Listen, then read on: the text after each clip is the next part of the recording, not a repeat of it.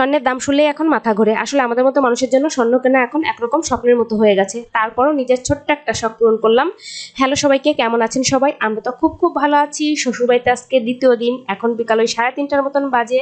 প্রচন্ড পরিমাণ গরম, মানে গ্রামে এখন আরো বেশি গরম। এত গরম লাগতেছে, মনে হচ্ছিল না বাইরে যাই, কিন্তু ওই যে প্রয়োজনে তো বাইরে বের হতেই হবে। যার যার প্রয়োজনে সে ছুটে চলে, রোদ হোক, ঝড় হোক, বৃষ্টি হোক, সে যাই হোক। তো এই যে বাড়ির সাথেই হলো স্কুল, আর এখান থেকে আমরা ভ্যানে উঠবো, ওয়েট করব কয়েক মিনিট। তো যাই হোক, চলেও আসছি এখন। আজকে তো আমরা 3জন বের হয়েছি, শ্রীমনের পাপা, আমি, আর হলো আমার পিসি শাশুড়ির ছেলে, মানে দাদা হয়। তো ভাঙা বাজার থেকে আমার শ্বশুরবাড়ি যেতে ওই 7 থেকে 8 মিনিটের মতো সময় লাগে ভ্যানে। তো চলুন, সাথেই থাকুন। যা যা কেনাকাটা করি অবশ্যই শেয়ার করব। প্রথমে চলে আসছে একটা স্বর্ণের দোকানে, পরিচিত দোকানই। তো এখান থেকে কিছু স্বর্ণের জিনিস কেনাকাটা করব। মানুষের আসলে ইচ্ছার কোনো শেষ নেই, একটা ইচ্ছা পূরণ হয় আর একটা ইচ্ছা দেখা যায় রেডি হয়ে থাকে। স্বর্ণের এত বেশি দাম, এক কথায় দাম শুনলে মাথা ঘোরে। এখন স্বর্ণের ভরি, 22 ক্যারেটের স্বর্ণের ভরি ওই 1,10,000 করে, ভাবা যায় কি অবস্থা। যাই হোক, এই লাচ্ছিটা খাওয়ার পর এত বেশি ভালো লাগতেছিল। তো তারপর শ্রীমন সোনার জন্য এখানে স্যান্ডেল দেখতেছিলাম, এইগুলা ভালো লাগছে, দেখা যাক কোনটা নেই।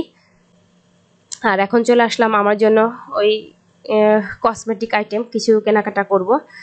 বাইরে আসলে যেটা দেখি ওইটাই তো ভালো লাগে। আর মানুষের ওই যে বললাম, প্রয়োজনের বা ইচ্ছার কোনো শেষ নেই। ইচ্ছা মতো তো ঘুরতেছি, কেনাকাটাও করতেছি, কিন্তু গরমে অবস্থা খারাপ হয়ে যাচ্ছে।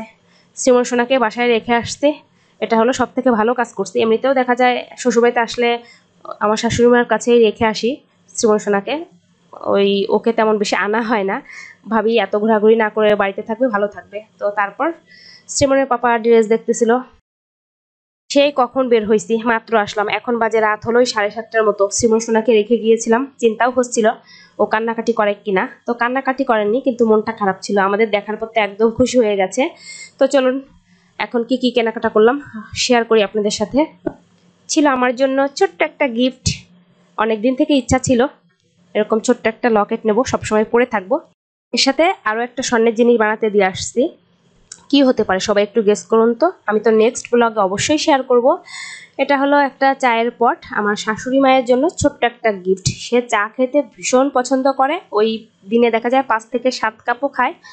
এটা আড়াই ফেলের, ওই 16 সেমিস, 430 টাকা নিল। আসলে কাউকে খুশি করতে অনেক বেশি কিছু বা অনেক বড় কিছু দরকার হয় না, তার পছন্দের সামান্য কিছু দিলেও খুশি হয়ে যায়।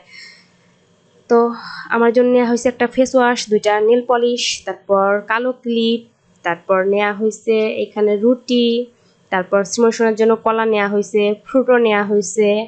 এই তো, এই ছিল হলো কেনাকাটা। বুড়ির জন্য সুন্দর একটা জুতা, আমার তো ভীষণ পছন্দ হয়েছে।